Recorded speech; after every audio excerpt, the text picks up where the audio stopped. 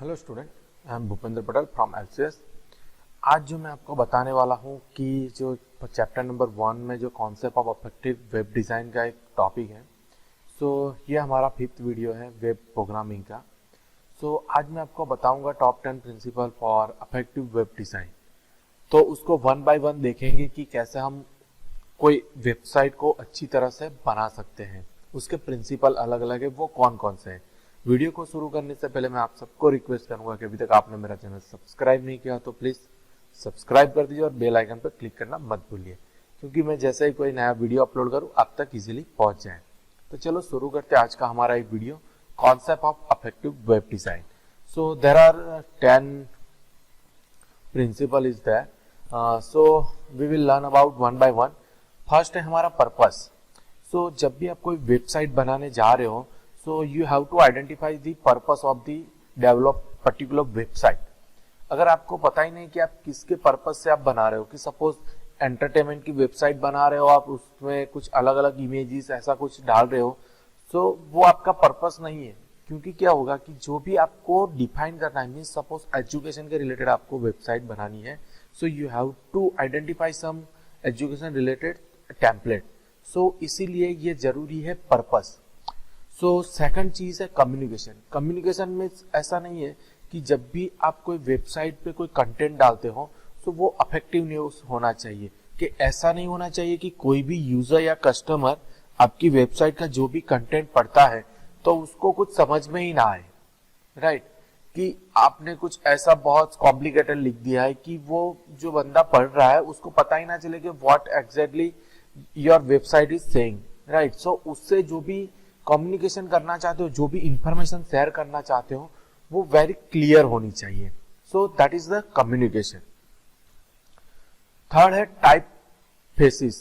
Type faces का मतलब क्या है कि जो भी आप वेबसाइट के अंदर फॉन्ट्स यूज कर रहे हो तो वो फॉन्ट कंप्लीटली होना चाहिए, कि सपोज एरियल है, ऐसे कुछ टाइम्स न्यू रोमन है, वैसे आपको फॉन्ट यूज करने चाहिए कि जो इजीली रीडेबल हो, कि कोई भी बंदा पढ़ता है तो वो इजीली रीड कर सके वहां पे, तो उसे हम बोलते हैं टाइप फेसिस। देन है कलर्स। यस यू नो कि जब भी कोई वेबसाइट बनाते हैं तो उसका कलर कॉम्बिनेशन बहुत देखा जाता है। इसीलिए जो भी आप कोई भी टेम्पलेट सिलेक्ट करते हो for any field, suppose entertainment है, एजुकेशन है, या कोई फैशन का है, आर्किटेक्ट का है, कोई भी वेबसाइट आप बनाने जा रहे हो, so you have to select the different color according to your field। Means suppose entertainment है तो आप म्यूजिक की जैसा कुछ कलर यूज कर सकते हो और उसकी थीम लगा सकते हो, या कोई एजुकेशन है तो मैंने यहाँ पे एक एजुकेशन का लगाया हुआ है, तो पेपर पेन पेंसिल ऐसा कुछ आप यूज कर सकते हो उसमें। ये फिफ्थ जो बहुत इंपॉर्टेंट इफेक्ट करता है वो इमेजेस, कि जब भी आप कोई इमेजेस सिलेक्ट करते हो for website, you have to select the high resolution image and unique image for your website। उससे बहुत इम्पैक्ट आता है आपकी वेबसाइट का। Then navigation. अगर आपने कुछ वेबसाइट देखी होगी तो आप कुछ ढूंढते होते तो आप क्लिक क्लिक क्लिक करते जा रहे हो, लेकिन आप तक जो एग्जैक्ट सोर्स तक आपको पहुंचना है वहां पे आप पहुंच नहीं सकते, राइट। इसीलिए जो नेविगेशन मीन्स मेन्यू, जो हमारा मेन्यू होता है horizontal as well as vertical as well as the footer में भी मेन्यू रहता है। उसकी क्लियर होना चाहिए कि जो भी बंदा आ रहा है वो क्लिक करता है तो उसको जो इंफॉर्मेशन चाहिए वो इजीली वहां पे पहुंच सके, तो इसीलिए ये नेविगेशन भी बहुत इंपॉर्टेंट है। Then grid based layout. आपने अभी तक देखा होगा कि जो पुरानी वेबसाइट थी पूरा कंटिन्यूअस पेज आता था, लेकिन अभी जो आया है, जो नया टेम्पलेट में जो डिफाइन करते हैं वो ग्रिड बेस्ड लेआउट होता है। ग्रिड बेस्ड मीन्स अलग अलग जो भी पॉइंट्स होते हैं उसके अकॉर्डिंग वहां पे ग्रिड्स लगा देते हैं और वहां पे उसके रिलेटेड इंफॉर्मेशन, मीन सपोज आप क्लिक करते हो तो आपको उसके रिलेटेड बहुत डेप्थ में इंफॉर्मेशन मिलती है। सपोज कि मैं आपको बताऊं यहाँ पे, तो ये ऐसा जो भी होता है वेबसाइट, तो उसमें क्या था पहले कि ये हमारा हेडर होता था, ये फुटर,